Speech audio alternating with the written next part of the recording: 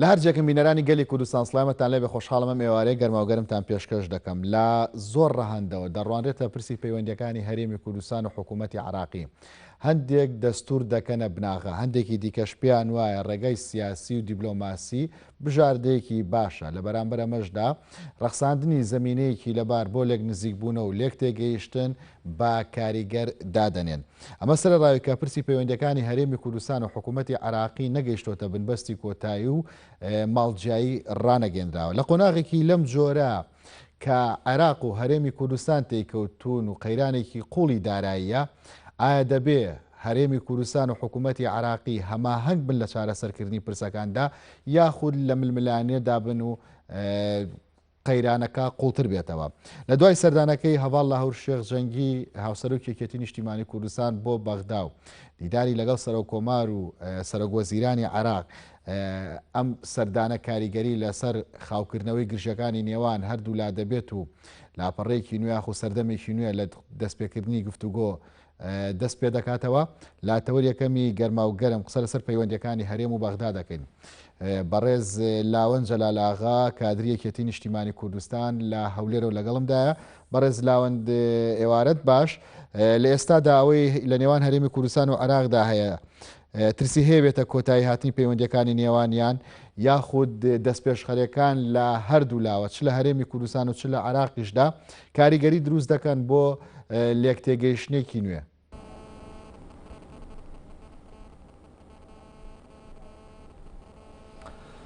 شەوتان باش، سڵاو لە ئێوە لە بینەرانی گەلی کوردستان. دیارە ئێمە پەیوەندی ئێمە و نێوان حکوومەتی ئیتیحادی دەستور ڕێکی خستووە. ئەو سەڵاحیەتانەی کە دراوە بە ئەقالیمەکان ڕوون و وازحە لە دەستور، لەوانەیە ئێمە وەکو نەتەوە یان وەکو پێکاتەیەکی سەرەکی لە عێراق تمۆحی زیاترمان هەبێ، بەڵام ئەو کاتە دیارە توانراوە با بڵین ئەو لیژنە دەستوریە هەر ئەوەندە بتوانێت مسۆگەر بک بۆ گەلی کوردستان، چونکە لە کاتێک ئەو دەستورە نووسرایەوە من پێم وایە سەرەتای بنیاتنانەوەی عێراقێکی تازە بوو. بەداخەوە هەرێمی کوردستان بەهۆی ئەو گوتارە ئەتوانم بڵێم ناسیۆنالیستێ ناکامل نەبووە کە تەنها مەبەستی خزمەتکردنی گروپی بچووک بچووکە لە هەرێمی کوردستان، نەوەک پرۆسەنەتەوەیەکە کە ئێمە ساڵانێکی زۆرە با بڵێن هێزە سیاسیەکان سەرکردەکان بەوانەی یعنی کۆچی دواییان کردو، بەوانەی لە ژیانی شماون خەباتیان بۆ کردووە. بەداخەوە لەم ساڵانەی دوایی پرۆسەی بەناو ئابووری سربەخۆ کە من پێم وایە ئەگەر یعنی لەو قاڵبەی ئێستا تێدا بهێنێتە دەرەوە ئابووری سربەخۆ هەموو ئەو نەتەوانەی وەکو ئێمە لە وڵاتانەی فرەنەتەوەن هەوڵ ئەدەن بۆ ئەوی ئابووریەکیان هەبێ، تەبعاً بۆ ئەوی لە داهاتوو سوودی لێ ببینن، بۆ ئەوی بتوانن ببێتە کۆڵەکە، ببێتە پایەک لە پایەکانی سربەخۆیی لە داهاتوو بتواندرێ دەوڵەتێک پێک بهێنرێ وەکو هەموو ئەو نەتەوانەی ترکە لە جیهان بۆ قۆناغانەی ئێمەدا ڕیشتون. بەڵام بەداخەوە ئەو ئابووری سربەخۆیی ئێمە من پێم وایە ناکامل بوو و هەر لە دوای ڕاگەیاندنیشی بەلاڕێدابرا، یعنی ئابووری سربەخۆ بۆ ئەوە بوو کە سەروەت و سامان و داهاتی ئەم وڵاتە بخرێتە خزمەتی حزب و لە ناو حزبیش بۆ ئەتوانم بڵێم گروپی بچووک بچووک یان چەند کەسێک کە یعنی ژمارەیان لە پەنجەی دەستێک تێ ناپەڕێ. شتەکە لەوە دەرچووە، یعنی کەس پێی وابێ ئەمە تانەی لێ ئەدرێ، کەس پێی وابێ ئەمە لێدانی ئەوانە، کەس پێی وابێ ئەمە یعنی دژایەتی کردنی بەرژەوەندی هەرێمی کوردستانە، یعنی کە مانگ هاتە دەر یعنی حوزە بە پەنجە بۆ درێژکردن ناکە. هەموو ئەزانین ئابووری سربەخۆ زەرری لە ئێمە داوە. دوای ڕاگەیاندنی ئابووری سربەخۆ ئێستا هەرێمی کوردستان سەروی 20 میلیارد دلار قەرزارە و ئابووری هەرێمی کوردستان داتە پیوە، بەشی هەر زۆری ئەو کۆمپانیایانی لێرە بوون ڕۆیشتون و ئەتوانم بڵێم دارایی هاوڵاتیان لە بارودۆخێکی زۆردایە. بازار سیاری سەرەکی منەوە بوو نەماوە کە ئەو دەشەیەشتریانی کە هەن لە هەردوو سەرباری هەموو ئەمانە بەداخەوە یعنی هەوڵێک هەیە بۆەوەی ئەو هەموو شکستانەی کە باسمان کردبێن بیفرۆشنەوە بە خەڵک بەناوی ئەو قەوانە سواوە نەتەوەیی کە چەندی ساڵە ڕاستیەکەی تەنها زەرری لە با بڵێن بەرژەوەندی کوردداوە وەکو نەتەوە، چونکە من پێم وایە خزمەتکردنی نێتەوە تەنها بە بەیاننامە و تەنها بە کۆنفراسی ڕۆژنامەوانی نییە. تۆ گەر بتەوێت خزمەتی نێتەوە بکەی ئەبێ لە ماوەی ئەو هەموو ساڵی باست کرد تۆ شتێکت هەبێ بێ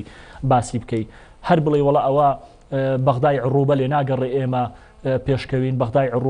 عڕوبەقوتی ئێمە ئەبڕێ ئەوان لە دواوە دێن خەنجەر لە ئێمە ئەدەن ئەوان دێن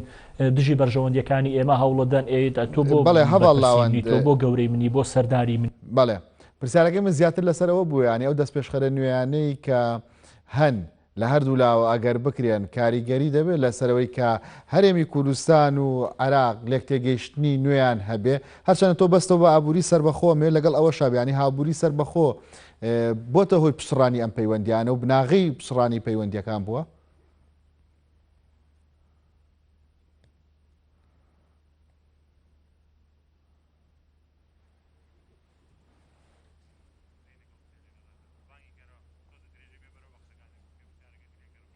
بەڵێ هەڤاڵاوەند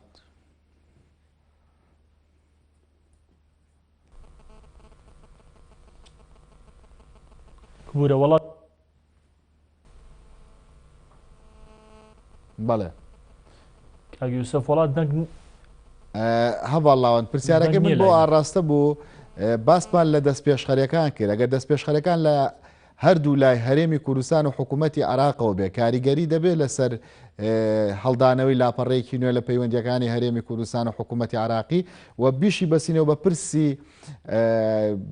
ئابووری سەربەخۆ ئابووری سەربەخۆ بناغە سەرەتایە بوو بۆ سەرکردنی ئەوە پسڕانی پەیوەندیەکان. یعنی سێ ڕێگا هەیە ئێمە هەوڵی بۆ بدەین.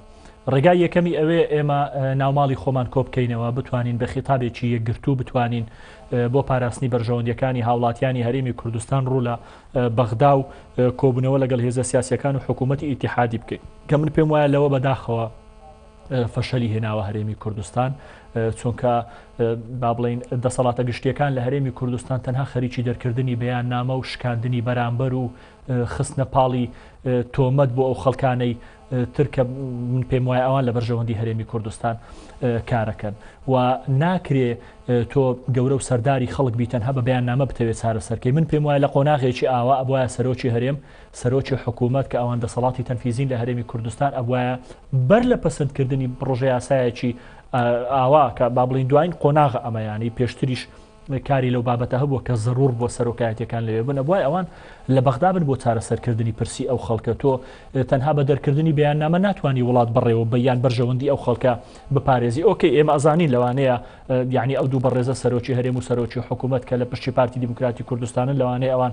وەکو حزب کێشیان لەگەڵ کۆمەڵێ حزب هەبێت لە بەغدا بەڵام دەبێت ئەوە وەلا بنین چونکە ئەوان ئێستانێکە سەرۆکی هەرێم لە هەرێمی کوردستان و سەرۆکی حکوومەتیشی هەموو حزبەکانەهی هەموو هاوڵاتیانی هەرێمی کوردستانە تەنانەت بەوانەی کە پەیوەندیشان بە هیچ هێزێکی سیاسیەوە نییە ئەوان دەبووە ئێستا لە بەغدا بن بۆ چارەسەرکردنی ئەو پرسە ئەوان ئەگەر کێشەشیان هەبێ خۆتۆ بەرپرسی لە چارەسەرکردنی ئەو کێشەیە ئەمە لەلایەکی تر وەکو هێزی سیاسی ڕاستی ئێمە نابێت لە هەرێمی کوردستان هەوڵ بدەین با بڵێن ئەو برینە کۆنانەی کە هەبووە بیکولێنینەوە یان نەتوانم بڵێن برینی تازەتر بخینە جەستەی پەیوەندی خۆمان لەگەر هێزەکانی شیعە و سوننا. ڕاستە خەڵکێک هەیە لە نێو شیعە و سوننە وەکو باسم کرد شۆڤینیەیان هەوڵەدا دژی بەرژەوەندیەکانی ئێمە کار بکە بەڵام هەموو شیعە و سوننەوانیە تۆ بی بە بەیان نامە قسە بە شیعە بڵێ بە سوننە بڵێ ئێکەکەوانیش وەڵا ئەتوانن وەڵامت بدەنەوە دوای ئەوان باڵادەستن ئێستا لە عێراق چۆن لێرە لە هەرێمی کوردستان زۆرجار بینیومانە بە ناوی زۆرینە و کەمینە کۆمەڵە یاسا تێپەڕێنراوە بە ناوی زۆرینە و کەمینە بینیومانە لاف و گەزاف لێ ئەدرێ بەوەی ئێمە زۆرینەین وڵا ئیترەوە حەزمان لەوەیە خۆ بەختاش بە هەمان شێوێ پەرلەمان هەر پەرلەمانە ئەوانیش لەوێ زۆرینەنەوە زۆریش مڕعاتی ئێمەیان کردو من پێم وایە مانای ئەوە نییە بەغدا 100% پابندی دەستور بۆ و بەغدا گەندەڵی تێدانیە و پەیوەندی بە ئێمەوە نیە بەغدا گەندەڵە بۆ خۆی گەندەڵە بەرام تۆ ناو ماڵی خۆت ڕێکخەوە بۆی بتوانی پەیوەندیەکی ڕاست و دروستت لەگەڵ بەغدا هەبێت لە کۆتایی بەرژەوەندی هاوڵاتیانی خۆت یان کۆمەڵانی خەڵکی کوردستان بپارێزی. ئەمە لەلایەکی تر یعنی تۆ ئەگەر سیرکەی من پێم وایە چێتی نیشتیمانی کوردستان لە زۆر قۆناغ لەو قۆناغانەی کە باسم کرد لە تێکچوونی شلەژان و یان شتێکچوونیان شلەژانی پەیوەندی ئێمە و حکوومەتی ئیتیحادی ڕاستی پێی لە بەرژەوەندی حەزبیەکانی خۆی ناوە ببورن. ئەگەر سیر بکەن لە ماوەی تەنها ئەو ساڵی ڕابردوو هیچ مانگێک نەبوویەکێ لە هاوسەرۆکەکانی یەکێتی نیشتیمانی کوردستان لە بەغدا نەبێت لە ماوەی ئەو سێ مانگا کاک لاهور هاوسەرۆکی یەکێتی نیشتیمانی کوردستان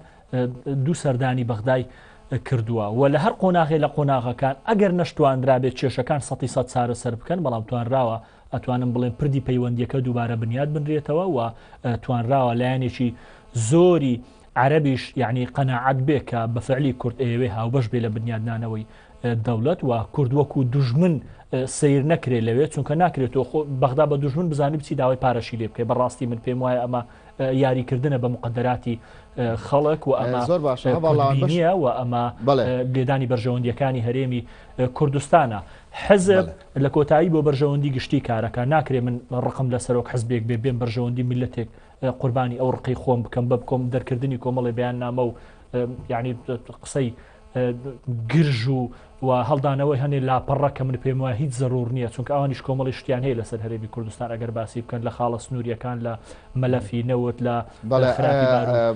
هەواڵاوانی دەست پێشخەرەکانی یەکێتی نیشتیمانی کوردستان کە ئاماژە پێیانی بۆی هاوڵاتیان ئەوە بزانلانە و یەکلانە اتحادی ئەوەنە بچووکنیە ئەوە بێ معلوماتیش نییە ئەزانێ لە خاڵە گومرجەکان سڕ و ئەدا ئەزانێ لە مەتاڕەکان سڕ و ئەدا ئەزانێ بارودۆخی خەڵکی هەرێمی کوردستان چۆنا و ئەشزانێ لە پشتی پەردا هەواڵ لاوان دەست پێشخەری یەکلانی یەکێتی بەتەنها لە هەرێمی کوردستانەوە کاریگەری دەبێت لەسەر دروستکردنەوەی پردی پەیوەندی یاخود دەبێت ئەم دەست پێشخەریانە هەرتەنها لەلایەن یەکێتیەوە نەبێت لەلایەن حیزبەکانی دیکەەوە بێ لە هەرێمی کوردستان و لەلایەن حیزبە سیاسەکانی دیکە عراقیشەوە بێ.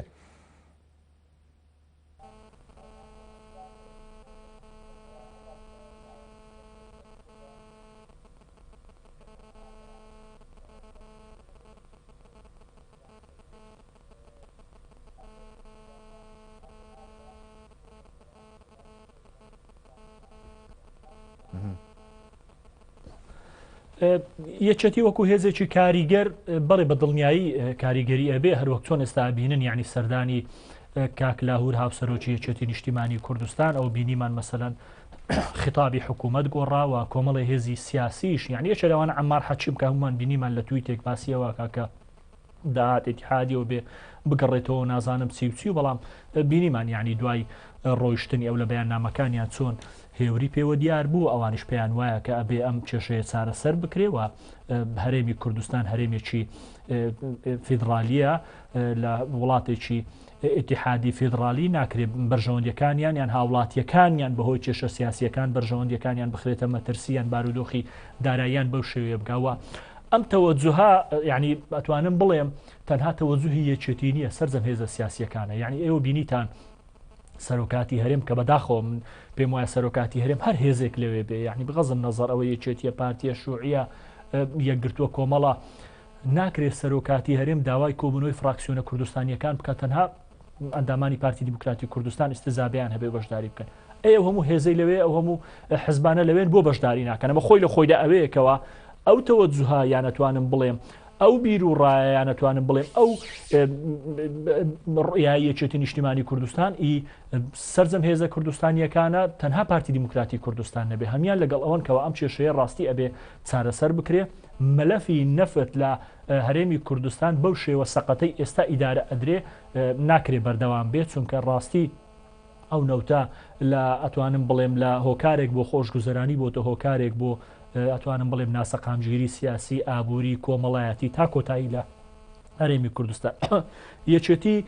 پێی وایە ئەبێ ئەم مەلەفە پێم وایە ینی باسی ئەوەکەن کە ئەبێ سەرەتا لە هەرێمی کوردستان ڕێک بخرێتەوە وەزارەت وەزیرێکی بۆ دابندرێ و هەروەها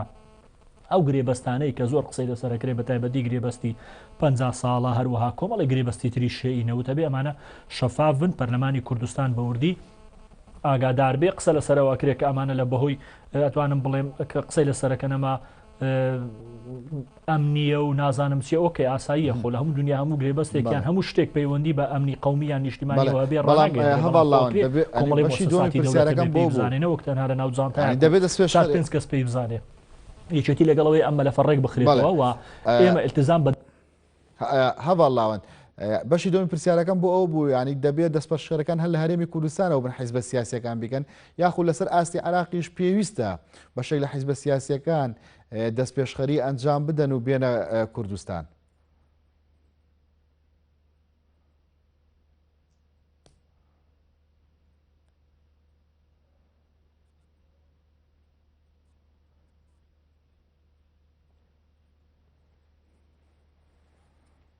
نییە لە لای من ئەگەر چارەسەری ئەوە بکەن ئەگەر هاوکارانم ناوبڕێکمان بدەنێت تا چارەسەری کێشەی دەنگەکەین دوای دەگەڕێنە وڵاتان.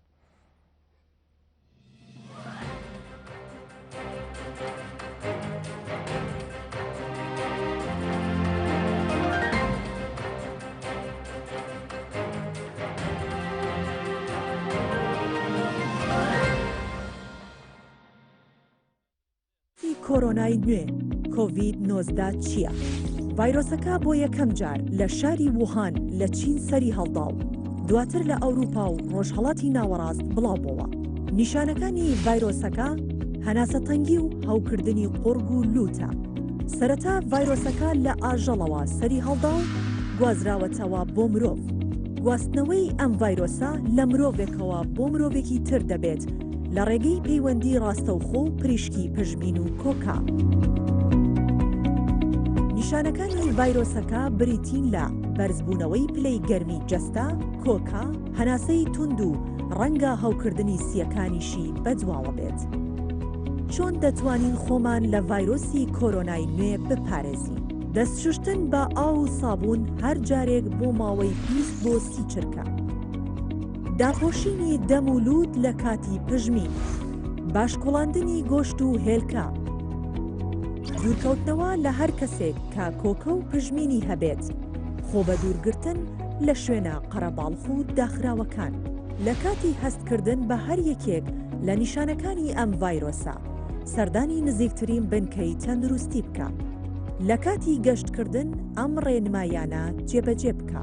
بەکارهێنانی ماسکی دروست لە کاتی گەشتکردن، دەستنەدان لە دەسکی دەرگا و دیوار. لە کاتی ڕیزگرتن دوور بۆستن لەو کەسانەی لە دەورتانن. بەردەوام بەکارهێنانی پاکشکەرەوەی دەست. بە هیوای تەندروستی باش بۆ هەمووان.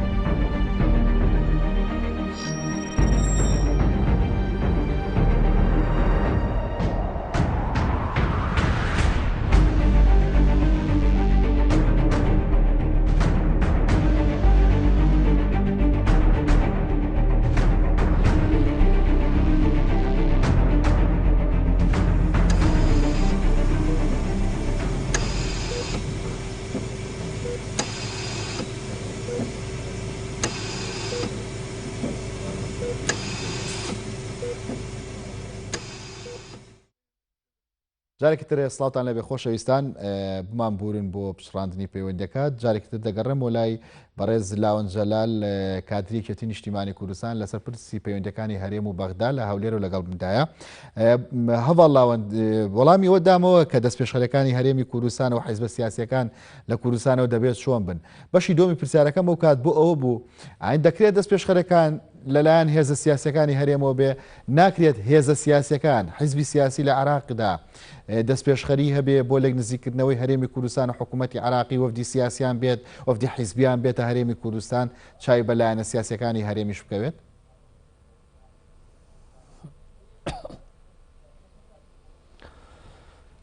بەدڵنیایی بەڵام ئەوە ئەو کاتەی کە نێوماڵی کورد ڕێک خراپێ و ئەوان بتوانن بێن لێرە لەگەر کورد دابنیشن بەداخەوە یعنی هەرێمی کوردستان ئێستاوای لێ هاتووە هیچ هێزێک ناتوانێت دوو هێز ناتوانن بەڕاستی بەیەکەوە بتوانن خطابێکی هاوبەشیان هەبێ. من پێم وایە لە دوای ڕیفراندۆمەوە ئەو بارودۆخە لە هەرێمی کوردستان هاتۆتە ئاراوە و حکوومەتی ئیتیحادیش خۆ تۆ بڵێنەڵی لە هەموو دنیا تەنانەت لەو سویسرا و کەنەدایە و وڵاتانی ترکە حکوومەتی ئیتیحادی و فێدراڵین حکوومەتانی ناوان من حەزەکە مەکان ناواز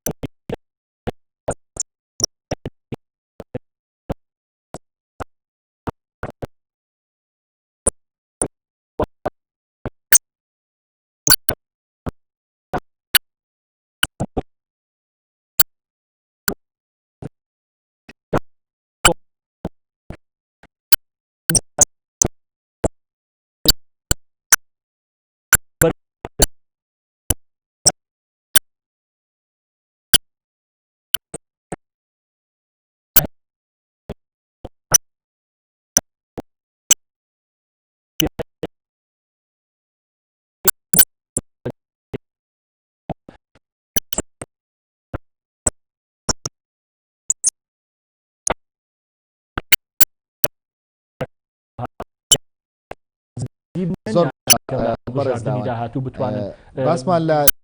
خەری حیزب سیاسی هۆکاری بەشداربوون یان ناتوانم بڵێم خاری سەرچان بۆ بەشداربوون ساکردنەوەی مەلەفی نەفت بێ. بەڵێ باسمان لە دەست پێشخەری حیزب سیاسیەکان کرد بە بەشی دووەم ئەگەر قسەی لەسەرکەی بریتە لە دامەزراوە ڕسپیەکان لە هەرێمی کوردستان و لە حکوومەتی عراقی پرسیارەکە بە ئەوە بێت ئەم داوەمەزراوە ڕسمیانە لە هەردوو لا هەستاون بە دروستکردنی پردی پەیوەندی یاخۆ ڕۆڵی خۆیان بینیوە؟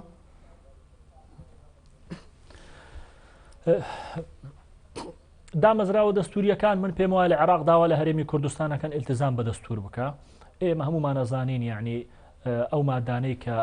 تایبەتە بە سەلاحیەتی مشتەڕک و هەندێک مادەشەیە سەلاحیاتی حکوومەتی ئیتیحادی هەنێک سەلاحیاتیش درراوە بە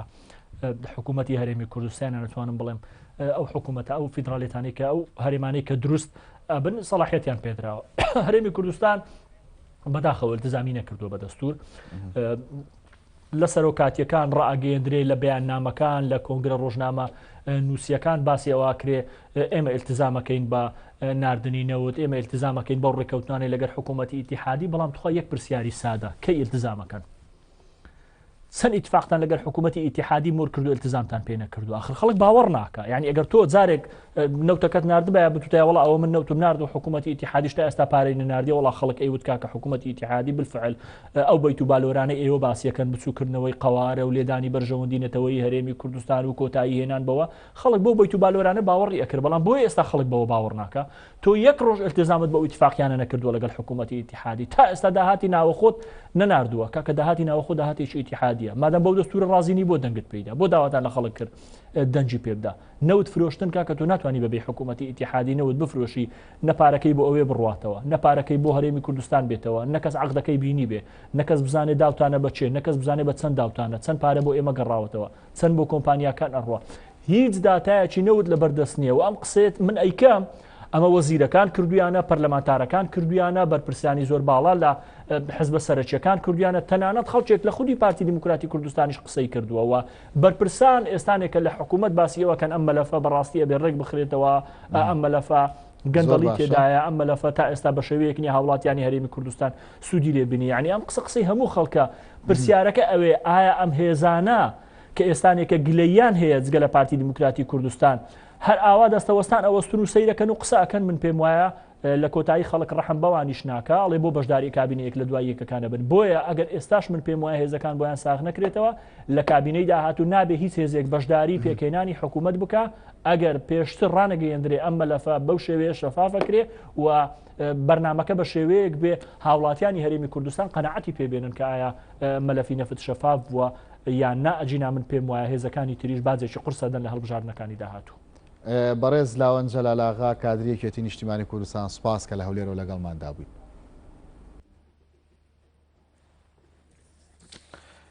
لە تەوەری دووەمی گەرماوگەرم گفتوگۆ لەسەر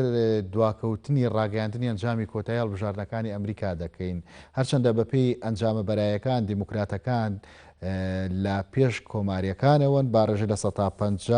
150.8 لە بەرامبەر 47% بۆ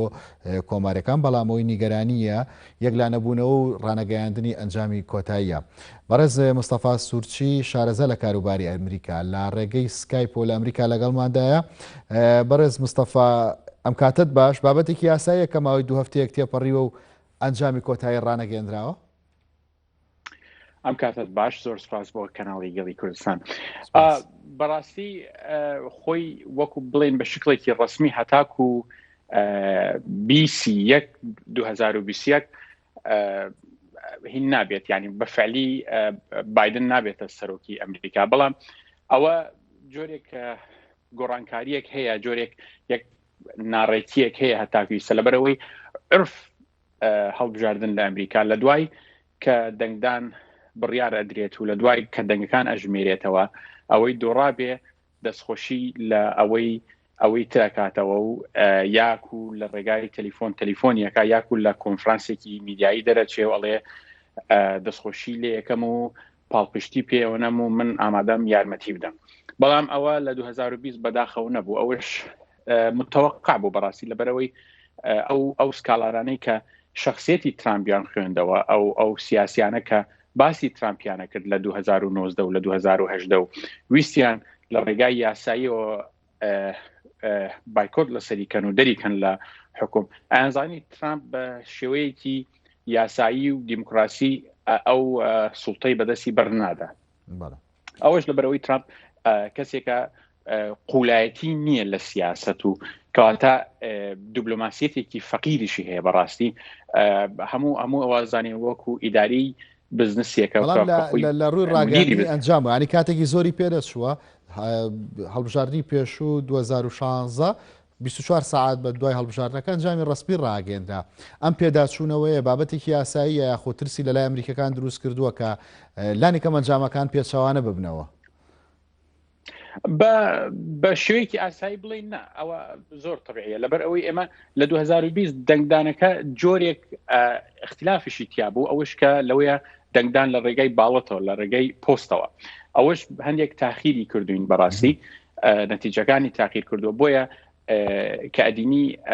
ترامپش کە داوای کرد لە زۆربەی ویلایەتەکان دەنگەکان جارێکی تر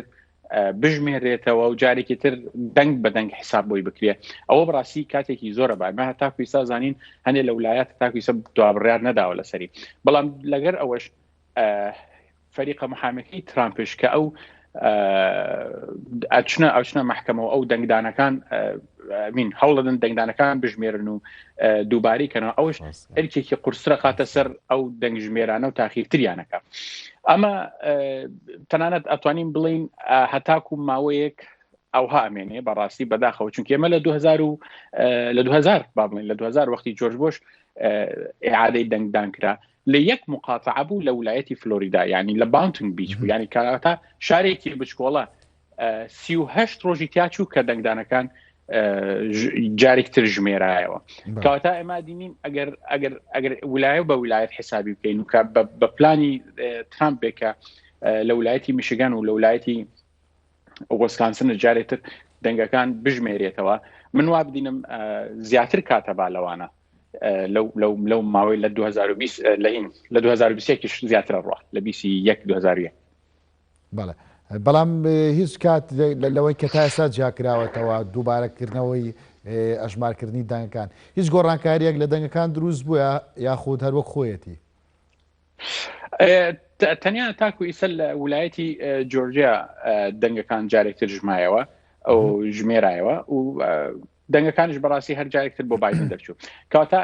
ینی هیچ گۆڕانکاریەک دروست نەکراوە لەوە بەڵام پلانی ترامپ چییە ینی بەپێی ئەم خوێندەواریە پلانی ترامپ ئەوەیە لە هەموو ویلایەتێک لە هەموو مقاتعاتێک قضیەیەک دروست کات و بیگەنێتە دەستی دادگاوە کەواتە بیکاتە کەیسێکی ناشناڵ لە هەموو ئەمریکاوە تەنها لە هەموو ئەو ویلایەتان کە بەڵگەی بەسەرە بەو شێوەیە ئەتوانێت ئەو پلانە بیکاتە پلانێکی یاسایی بە مستەوای ئەمریکا تا بیگەنێتە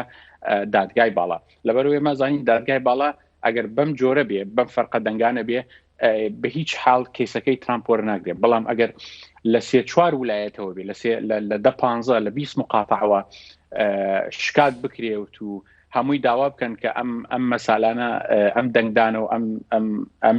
ژماردنی دەنگدانەکان ئەبێ جارێکتر بگڕێتەوە بە پێی یاسا ڕەنگە دادگای باڵا لەو کاتە بتوانێت کەیسەکەی ترامپ وەرگرێت بەڕاستی ئەگەر ئەوش ببێ ئەمریکا ڕاتە ناو قۆناغێکی معقەترەوە لە هین لە قۆناغی ئەم دەنگدانە کەواتە تاکو ساڵێکی تریش ئێمە ناتوانین بڵین معقەتر بەبەستە لە چییە؟ هاي کاریگەری لەسەر پرسی دیموکراسی دروستەکە لە ئەمریکا پرسی ئازادی لە ئەمریکا دروست دەکات یا بابەتێکی بڵێ لەبەر ئەوەی محکەمەی باڵا لە ئەمریکا بریتە لە 9 قازی زۆربەی ئەو قازیانە لە 5 کە زیاتر ئەوانە کۆمارین ئەوە کانتریشی دیموکراتین کەواتە ئەمانە ئەگەر بەم شێوەیە ئەم کەیسە وەربگرن ئەگەر ئێمە وەکو پێشکەمێک ئاماژەماندا لە یەک مقاتعە لە ویلایەتێک 38 ڕۆژی برد ئەگەر لە 2 ویلایەت لە 3 ویلایەت بێت چەند ڕۆژتر ئەبا ئەمە بێ هەمووی بە تافاسیل بڕواتە ناوی من وابزانم ئەمەیە پلانەکەی ترامپ بەڵام ئێمە ئیمڕۆ دیۆنە ئەماندی زۆربەی زۆر ئەو کەمپانیانە ئەو محامیەکان کە لە تیمی ترامپ بوون بە زۆریان دەستیان هەڵگرت لە کەیسەکان بە تایبەت لە ویلایەتی پەنسیلڤانیا 3 محامی ئیمڕۆ دەرچوون لە تیمەکەی ترامپ و ئاماژەیان بەوەدا ئیتر هیچی لەسەر ئەو کەیسانە ناڕۆین و ئێمە دەست لە کەمپینەکەی ترامپ هەڵەگرین. ئەوەش زۆربەی ئەو کۆماریەکان لە واشنگتن لەگەر ترامپ دانیشتوونە یەک بە یەک باسییان لەوە کردو ئەبێ وردە وردە قبول بکێ بە نیتەجیەکان و ئەبێ جارێکی تر ینی ئەو مەرحەلەی انتقالیە بە شێوەیەکی دیموکراسی بکرێت و نابێ ئیتر لەسەر ئەوانە بمێنێ. ئێمە شەدینین لە ماوەی ئەم دوو ڕۆژە ئەخیرە ئەگەر تویتەکان ترامپ بدینی جۆرێک تەسلیمی تیا بوو کە ئەیوت یەکێ لە تویتەرەکانی باسیە کرد ئەیوت من بایدن بردێتەوە لە ڕێگای میدیەکانەوە بەڵام ئەوە جۆرێک ئەوانەی نزیکن لە ترامپ باسییان لەوە کرد ئەوت ئەوە جۆرێکە لە اعتراف ترامپ ڕنگ نییە لەوە زیاتر احتراف بدا. پلانەکەی ترش ئەڵێن باسەوەکو دموکراتەکان وەکو کەسێکی نزیک لە دموکراتەکانەوەتان بەدان پێنانی کۆتایی هاتنی شکستی ترامپ وەرگرتووە؟ بەبێگومان بەڵام دیموکراتەکان سیاسەتەکەیان زۆر جێواسرە جۆرێک عەقلانیەت و ئیشەکەن ئەوانە چاوڕێ لە ترامپ ناکەن کە دان بە دەنگدانەکان بدات و بڵێ من دۆڕاومیانە بەڵام ئەوە عرفێکی تەشریعی بوو لە ئەمریکا ئەگەر ئەوەش نەبێ خۆ هەر کێشەیە گەورانیە ئەبێ لە 2021 لە مانگێک ئەبێ هەر لە کۆشکی سپی دەربچێت و ڕێگە بداتە تیمەکەی ترامپ. ئەوە کێشە گەوراکە کێشە گەوراکە ئەوە نیە کێشە گەوراکە ئەوەیە ئیسا ئێمە لێرە جنرال سرویس هەیە پابلیک سرویس ئەبێ خۆیان کە لایەنێکی فدرالیە ئەبێ ئەو لایەنە فدرالیە ڕێگە بدەن بە تیمەکەی بایدن وردە وردە فایلەکانی حکوومەت وەربگرێت و بتوانێت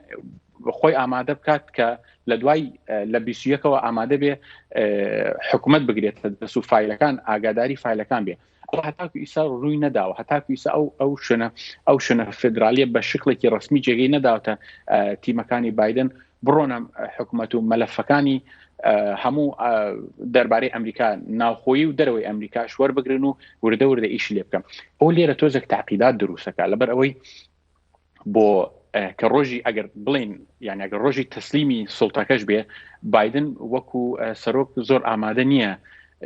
ئەو شوێنە وەربگرێت لەبەرەوەی تیمەکەی هەتاکوی سەر نەیتوانیوە هیچ فایلێک وەربگرێت تەنانەت بایدن خۆیشی هیچ فایلێکی کە مەلەفاتی سری هەیە لە ئەمریکا هەتاکوی سە هیچ دەستێکی پێ نەگەیشتووە لەبەرەوەی حکوومەتی ئەدمینستریشنی ترامپ کە ئیدارەی ترامپ هەتاکوی سەر ڕێگەی نەداوە ئەوانە بکرێت. ئەم جۆرە تعقیداتە مەبەڕاستیمە تازەیە لە سیاسەتی ئەمریکا هەتاکوی سە لە مێژووی ئەمریکا ئەو جۆرە خلافاتە نەبوو ئەو جۆرە تعقیداتە نەبووە بەڵام بەبێگومان هەمووی ئەو خوێنەوارەیان ئەڵێن لە ئەخیرەوە ترامپ ئەگەر هیچ حلەیەکی نەمێنێ هەر ئەتوانێ یەک تشتێک بکە یەک نوع جۆرێک ئاعترافێک بکە کە ئەوش لە ئێمەزان لە مانگی 12 کریسمس ئەبێت و ئەگەر بڕاتە نیازی هەیە بڕاتە ماڵەکەی خۆی لە فلۆریدا دانیشێ وتیان ترامپ ئەوەی ڕەنگە بڕاتە فلۆریدا ئیتر جارێکی تر نەگەڕێتەوە بۆ وایت هاوس کەوە پیشانەدا